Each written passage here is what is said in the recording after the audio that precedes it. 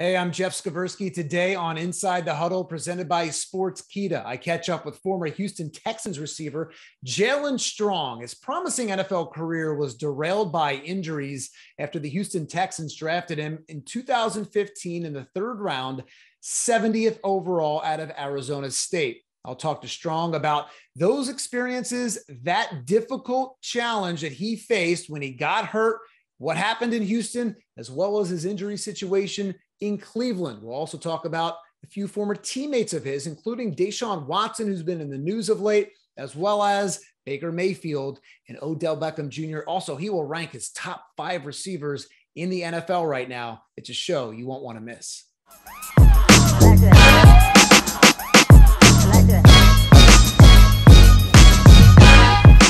Hey, Jaelen, what's going on? How are you? I'm doing good. How about you? Great. And so I'm curious, it's been a while since you played in the NFL. Do you miss it at all? I know you went through a tough stretch with knee and ankle injuries, but do you miss playing in the league? Of course I do. The camaraderie, the brotherhood, sharing the locker room with the teammates, and then, taking the field with teammates. It's a feeling that, comes once in a lifetime. So that feeling I definitely miss. Yeah, but were there moments, I imagine, where you get frustrated with the injuries and stuff that are out of your hands, stuff you can't control, you get rolled up on, or you suffer an ACL tear, things like that? Of course. Those things, I think are life lessons. They prepare you for the real world, because a lot of things athletes don't know is, people have to start the real world a lot sooner than we do. And once we go through those lessons, through our career, it's up to us to take advantage, to take heed to those lessons or not to. And that'll ultimately determine your transition into the real world after your career. What was the biggest thing you learned through that? The biggest thing I've learned that, you cannot, dwell on things that you cannot control. You have to, when life happens, you have to adapt. You have to,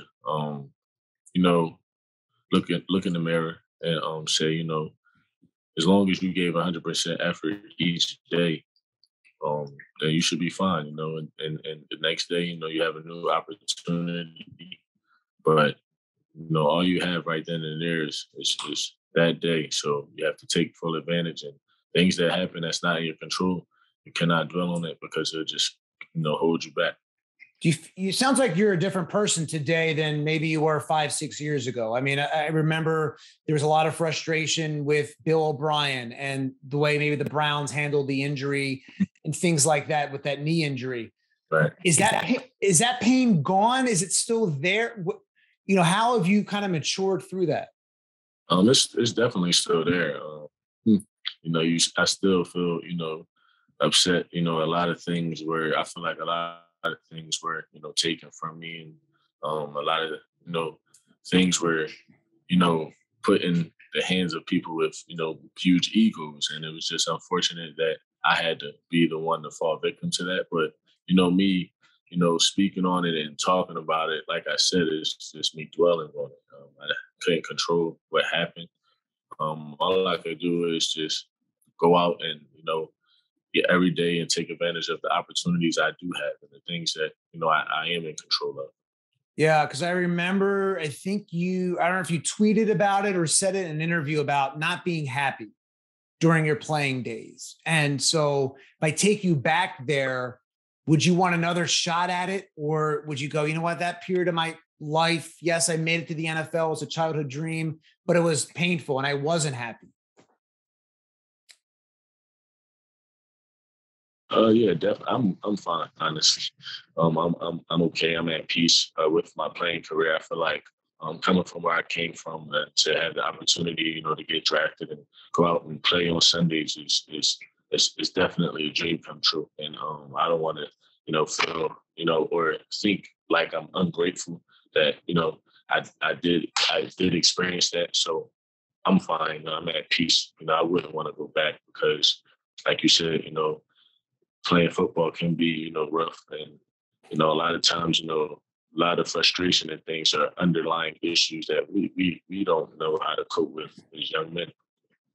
Yeah, now you're training receivers and tight ends. Tell me about that. How much do you love doing it, helping out fellow receivers and tight ends, and that opportunity you have now training them in Arizona? I love it a lot. I think that what comes with it, through my experience, is that I actually got to play in the NFL, and I actually got to walk the halls and of buildings and sit in those meeting rooms and hear the things that coaches look for in receivers. So aside from me helping them, with their craft and fundamentals, I'm able to help with the mental aspect and how to be a pro, and how to carry themselves, in and out the locker room, in and out the meeting rooms, on and off the field, when they're at home and when they're, in the building. So I could give them that taking what college coaches, NFL coaches are really looking for, aside from their great, attributes on the field. What are the biggest takeaways that you pass on from what you learned, whether it's the pressures of playing, there's sometimes an absorbent amount of money and things like that, a lot of us at a young age have no clue on how to handle. And so what are the biggest kind of, you would say, talking points you pass on to tight ends, to receivers as you're training them and trying to help them take that step? Ultimately, taking advantage of that opportunity. It's a short window. I can remember like 10 years ago, just it felt like yesterday. So for them, I try to put in their mind that each day is a new day. Just because, you may have 10 to 50 offers right now, that doesn't mean you're guaranteed to get drafted. That doesn't mean you're guaranteed to play anywhere in the NFL. So just, be where your feet are, take advantage of the opportunities, and be grateful. And I just want them to just take coaching points and be coachable, so that way when they are in the locker rooms with their teammates, veterans, or whoever, they're coachable and they understand how to be coachable. Would you want to be a coach one day? I mean, I know you're doing the training stuff. Have you ever thought about coaching? I wouldn't want to get involved in that. It's a lot of things that, if I just could just deal with the kids and coaching, that would be fine. But, it's a lot of things that come with that. You have to deal with their parents. You have to deal with different egos. And then you also ultimately still have a boss and stuff like that. I don't want to really get into the political side. No, and so one of the things I love that you posted on Instagram was that you firmly believe you're one of the smartest receivers to ever play in the NFL, one of the best offensive minds. What do you mean by that? What makes you so smart and a great offensive mind? My presence in the meeting rooms and in the locker rooms. My time in playing football in the NFL and also in college. I've learned offensive from a different perspective. I always learn other positions and then learn my position. So I always understood the concepts, understood plays, understood why we ran certain concepts against certain coverages. I could read, defenses, disguises and things like that. I feel like my time in Houston, I definitely, sometimes would take a backseat because I felt like I would maybe answer too many questions and things like that, and I didn't want to, sometimes those are little things I wish I had done more of, just be more vocal and not take the backseat, things like that. But I take pride in knowing the game of football, knowing what's coming on first, second, and third down, things like that, knowing a coach made this decision during the game. So I watch the game differently. I don't really watch it like a fan. Watch something I would involve myself into. Yeah, I mean, when you look at that post, you go, wow, like that just breeds confidence. As an NFL player, do you have to, even if you're faking it, have to have that confidence and almost convince yourself that I am going to be that confident? Well, it depends on what you're confident in. If you're confident, if you have to be that confident in your ability, not so much in your presence of like knowing the way the terminology of the game or the way things work. Some guys are so talented they can actually perform without knowing the playbook or knowing things like that. See, I'm confident to know in knowing that I'm smart and on and off the field with football. Yeah. So take me to your Houston Texans days. Played with Deshaun Watson. Right. What was he like as a teammate? And I believe you only played with him for a year, but what was he like as a teammate? Awesome player, awesome person. Definitely willingness to learn. He came in right away, had a strong aura, and definitely one of the most talented guys I've seen play and been around play. Right. And so are you surprised when you hear the allegations? What's your initial reaction, having played with the guy, to the Deshaun Watson news? You just hope that, those things aren't true. And being around a guy like Deshaun Watson, he's never gave me any signs of a bad character or any traits of bad character. So, I just, pray for him and his family, and I just hope that they all got through it. And it's still going on, but, you just pray for everybody involved and hope that, if people are hurt by this, they heal from it. And those who are, think they could benefit from it, you hope that they some find some humility in their actions, and just hope that everybody, gets through this the best way possible. Yeah, and when you look where that franchise is, and then you move on to other teams, you end up in Cleveland. And so you look at the situation there, Baker Mayfield's gone. Why do you think Baker Mayfield and Odell Beckham just could not just work out, or was it just they didn't have enough time together? Honestly, see, I don't know, but I wasn't there, so I'll answer based off just from what I see. Yeah, media, so I know you weren't there for all that, right? But just from what you have seen from those, the media, I think the media has a way of stirring things up, and I believe that a lot of times it's never as good as it seems, and it's never as bad as it seems. If somebody wanted out, then somebody wanted out. I don't think they have anything, ill will or bad blood towards each other. I just feel like that things happen. What didn't work out, he went on to LA, and Baker is getting a fresh start in Carolina. So I think at the end of the day, they both ultimately got something that they wanted. yeah, and you've been through it too. And Baker, what you went through maybe is a little different, but Baker Mayfield, he feels like he got a raw deal in Cleveland. And so do you feel for a player, there's so few NFL players when you think about the amount of people in the world, do you feel it all for Baker? Like, okay, he's supposed to be the guy in Cleveland, and then they bring in Watson. Of course. You always feel, yeah, of course. Baker did a tremendous job, and like I said earlier, we can only control who we control. Baker has to know that he did a tremendous job, and he's done everything he could do. He came in, he worked every day.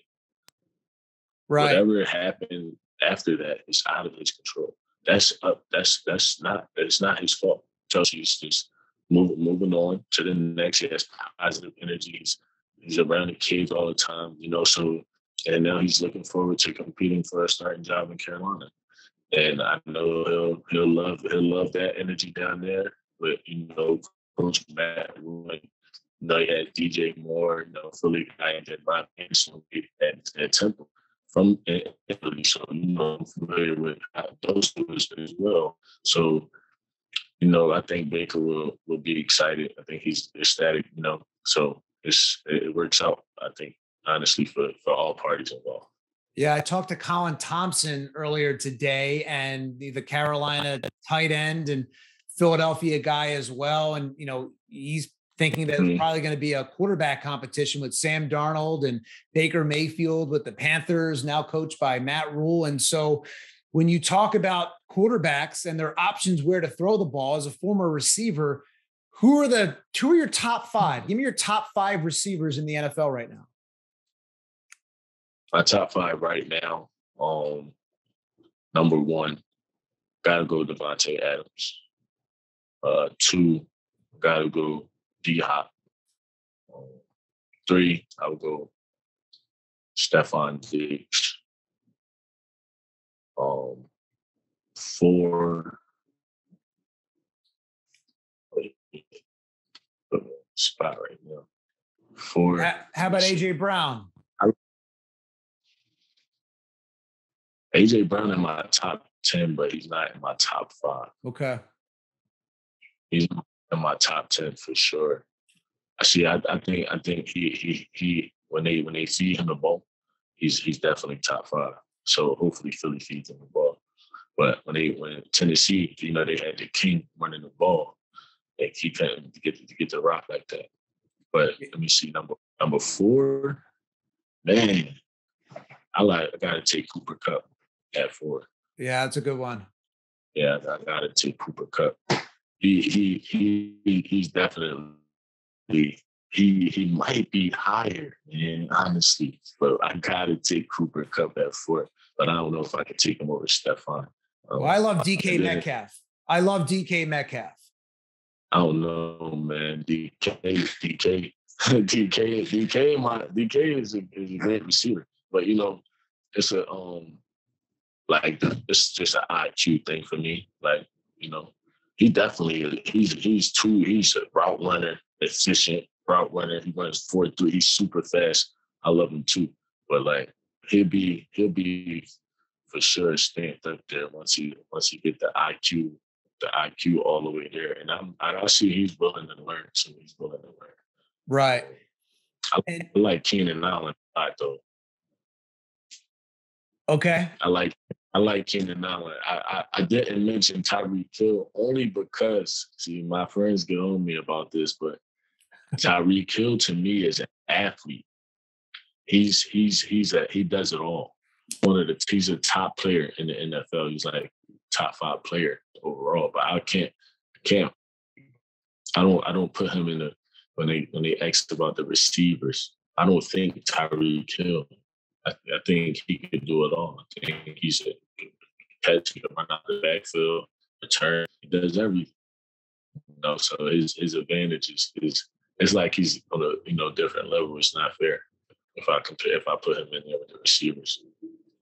And so, speaking of receivers, you grow up in Philadelphia, so I know you follow the Eagles a little bit. What is your advice to Jalen Reagor? I mean, maybe a similar situation to kind of what you went through, dealing with injuries.